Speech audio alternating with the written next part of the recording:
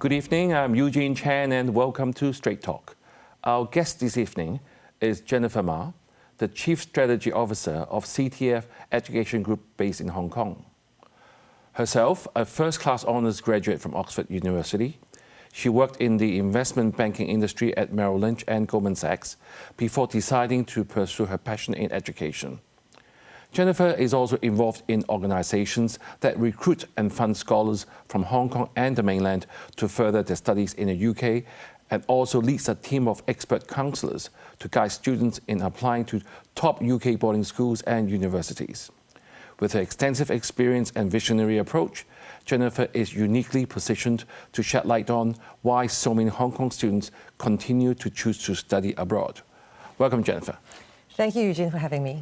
Over the past 2 weeks on Straight Talk, we have talked about whether the local Hong Kong education system can produce top talents. So tonight will be a very good episode to compare with the topic on overseas education, which you have been working on for so many years. Maybe we can start with some statistics. Actually, how many of our students do overseas to study, and sort of which countries are most popular and why? Well, the latest statistics that came out in about May said Hong Kong's sixth form graduates, we're looking at 25% going abroad to study, right. Which, despite it being a drop from the past, is still quite a high figure. Historically, UK has always been a popular destination, US, Canada, Australia to follow. But over the past few years, we have seen an increase of interest going to China as well, with around 4,000 students a year applying to China universities. Right, so Jennifer, when you're saying that 25% actually is quite a high number, if we include those actually may leave earlier in, say, in even primary school or even early secondary school, how many percent do you think we have our students actually start going abroad to study? We're probably looking at a third, 33 to 35% at least. Right. So has the landscape of overseas education changed much over the last few years? Yeah. Well, actually, the global education landscape has changed quite dramatically over the past 5 to 7 years, I would say, partially induced by COVID, legitimizing the whole online education space, and also with the advent of AI, parents and students are now really reconsidering what is the quality education definition and which jurisdiction gives them the best opportunities.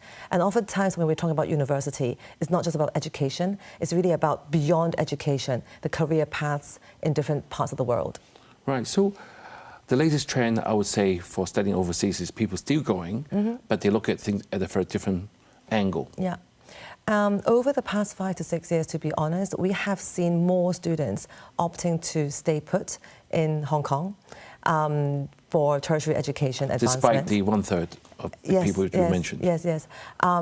For various reasons. Some feel that they would like more affiliation to China, understanding of the China system. So, for example, studying law in Hong Kong, there are a lot of electives that are very practical and relevant to the Chinese legal system.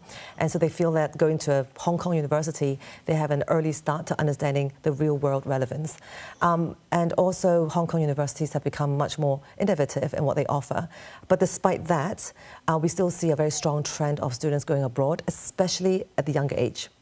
Right. We have often talked about in Straight Talk that 5 out of 10 Hong Kong, 5 out of 8 universities are actually in the top 100. Is that helping the attraction for Hong Kong students to stay in Hong Kong? Definitely, and also Hong Kong universities have become so innovative over the past 10 years in their offering. So if you look at a lot of the degrees, they have a lot of electives for choice. Many of them are very practical in delivery, and also a lot of them have intercalated years where students actually do gain international exposure while staying in Hong Kong. And of course, students feel that the pedagogical delivery has also increased in standards. A lot of the subjects offer tutorials, small classroom discussion-based teaching. So I think all that has increased the popularity of Hong Kong universities. Right. When you talk about different courses, people often think about where you should go. Are there any countries that are more popular for specific courses? Well, it used to be like computer, you must go to Yeah. IT, you must go to the US. Yeah. I think in the past there had been a stereotypical perception towards UK being more academically focused, more famous for professional subjects like medicine and law. And that's still true because UK still has the biggest and most established healthcare system, public healthcare system. Whereas US is more entrepreneurial, more science focused, but things have really changed. So over the past few years, we have seen a convergence of the UK philosophy and the US philosophy, which are the key two philosophies of global education. UK subject choice has doubled. Really? Over the past 5 years, from 30,000 to now 50,000 subject choice. Choices? Yes. Wow. And of course, that includes a whole new set of subjects like AI, data, science, etc. But also, one subject has been split into many degrees. So for example, in our generation, we'll go for like pure economics or pure engineering, and LSE only offered pure economics and Imperial only offered pure engineering. But now you cannot do engineering at Imperial, but you can do 10 different types of engineering. So mechanical, civil, design engineering, and you have to pick when you're applying to university. So the requirement of students' maturity of choosing even a subset of a subject is much higher now, and they really want to see that students passionate about that particular discipline. Right. So that's UK. One big trend is further kind of specialization of professional subjects. But another trend in the UK is interdisciplinary subjects, which is becoming more like the US system of the liberal arts system. So in the UK, there's a lot of combination now that actually crosses arts and sciences. Right. And so flip side on the US, in the past, they always advocate for liberal arts, and they really look at leadership, entrepreneurial spirit, even when you apply to university, right? But now there's definitely a much more focus on students' subject orientation. So they will actually ask you, if you were to come to this university, what subject, what discipline may you want to pursue? You can still change, but at least give them an indication. Right. So Jennifer, with all these, such a wide range of choices available, would that be one of the main reasons of, I would say, the factor of motivation of Hong Kong students going abroad to study? I mean, I used to think maybe they want to be exposed to different cultures, or they think they have a better career prospects. But what do you think will be the major sort of motivation factors for students to go abroad still? It's quite high number. Yeah, the traditional reasons like independence, cultural exposure still stand. Academically, I think Hong Kong students are very, very competitive. They do not need to go abroad to get that academic enhancements. But I think it's the general education philosophy and mindset that you will get from going abroad. UK, US, or any kind of overseas universities really want to appreciate and acknowledge students' passion. So your genuine passion for the subject or your genuine passion for community engagement. So I think that's quite refreshing and quite inspiring for students. Secondly, I think Hong Kong is in many ways limited by space. So even a school in Hong Kong, you would not have a lot of space for sports, for example, or a whole independent building just focused on performing arts. But you can go abroad and just the facilities can really complement the pedagogical offerings. Right, I see. I think after all, at the end of the day, I think the parents will have a very decisive factor in determining whether a child will go overseas to study. Do you think nowadays, how do parents influence the actual decision for the kids to go? And what are their key concerns and priorities? I'm sure the viewers are going to ask, should I be sending my kids? So what shall they be considering the most, do you think? Very interesting question. We have seen such a big shift over the past 15 years. At the beginning of our consulting journey, most of the decisions, I would say, are very highly influenced by parents. But over the past few years, I think even parents themselves have changed. So they, especially those who are involved in the workforce, understand that studying a particular subject does not mean you become that profession after that degree, and that the world really needs more interdisciplinary professionals. So parents have laid off a little bit. They actually allow students to choose more. And secondly, this current generation are also a lot more purpose-driven. Right. So they would actually say, I want to do this, I've researched into this, and I feel this is more aligned to my value, my purpose, and my interests. So with the two kind of trends, we have seen a much more diverse choice of subject selection amongst our students. Right, Jennifer. So what you're saying is the common beliefs of the new generation isn't as focused or sort of more laid back or tongping in China, as you say, is not true. It really depends on what segment we are looking at, but we have always been helping students with the top university applications. Right. But even that, in the past, a lot of students are good students, and they're very obedient children, and they would listen to parents. But in this generation, they really have their own purpose.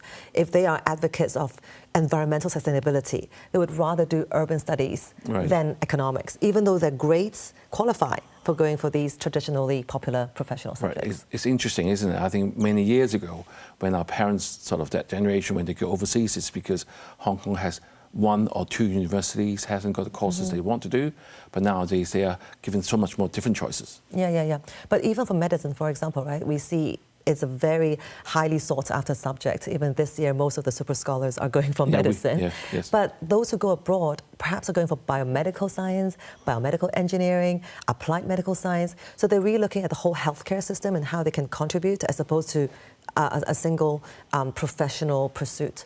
So I think this mindset is very refreshing, actually, for educators, that we are seeing much more independent minds. All right, Jennifer, let's take a short break now. But viewers, we will be right back.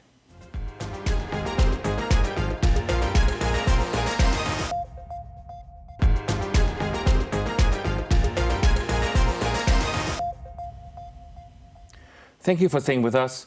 Ms. Jennifer Ma, the Chief Strategy Officer of CTF Education Group, is with us this evening to share with us her insights on why some Hong Kong students still choose to study abroad.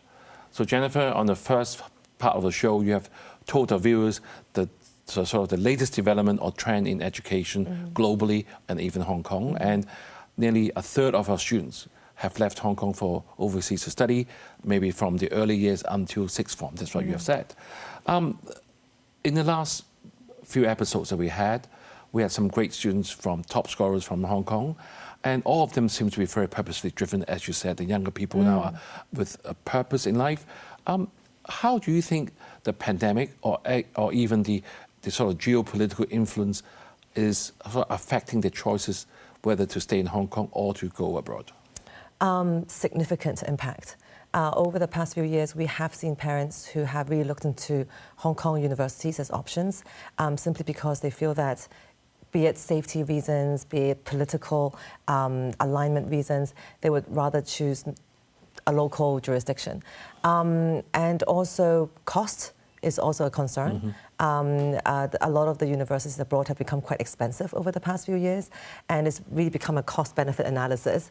And ultimately, Hong Kong universities are very strong at providing career opportunities at the undergraduate level. So even at the time when I was in Oxford and Cambridge, career discussion was not at the foreground, actually, because they felt that if you have a good degree, you can go and find your own job. Whereas in Hong Kong, a lot of universities give them that exposure early on with a lot of corporate affiliations. Since you mentioned about that, we often, many friends or even ourselves have our kids sort of going abroad even at an earlier stage. I think before the interview, I said to you, at our parents' time, they only go overseas after they finish Form 7. At our times, when you go into Form 3, Form 4, you're already one of the very few who go abroad. But you've told me they even now go even earlier. Is that right? It is all about competition. So if we look at UK universities, for example, back in our days, one subject, economics, we were looking at maybe 12 to 15% success rate. Now the subject has split into 5 to 8 different sub-degrees, yet each degree, the competition is at 4% success rate. So it's low single digit. Okay, so with that, if you backward review the competition for secondary schools, they are also hoping that the top students go into these top universities, right? So they're recruiting students at an earlier age who are of that talent, abilities. So the examination requirements are much higher. So for students in Hong Kong who are already doing a quite a rigorous local curriculum and having to prepare for the overseas examination at the same time is very, very demanding. So over the past few years, we have seen students leaving as early as 10 years old Really? to prep schools in the UK and even US actually, so that they're actually immersed in that environment and doing an aligned subject selection to prepare them easier and better for boarding school applications. Did I hear you say 4% of applicants admissions, get in? Yes. admissions rate for Wow. some of the top London colleges and the competitive subjects. We're looking at low single digit. Right. And also earlier you mentioned that there are now a lot more choices for students to choose in terms of the career. But it seems like all Hong Kong super top scorers, mainly they all still choose medicine. I think out of 10 students this year, I think majority will still choose medicine, majority will choose stay to Hong Kong, one may go overseas. Is that comparable to overseas sort of subject choices? Actually, we have seen a significant increase of interest going to healthcare-related degrees in UK and US. I think it's a few reasons. One is COVID, so they really saw the impact of not just medical practitioners, but also researchers. So all the bio-related subjects have become quite popular. And secondly, is they're actually seeing this industry is gaining commercial interest. So venture capitalists are putting resources, investing into these, otherwise just research-based degrees. But now actually there's a commercialization potential of these graduates' career development. So I think it is quite interesting that the whole healthcare-related subject series have become quite popular.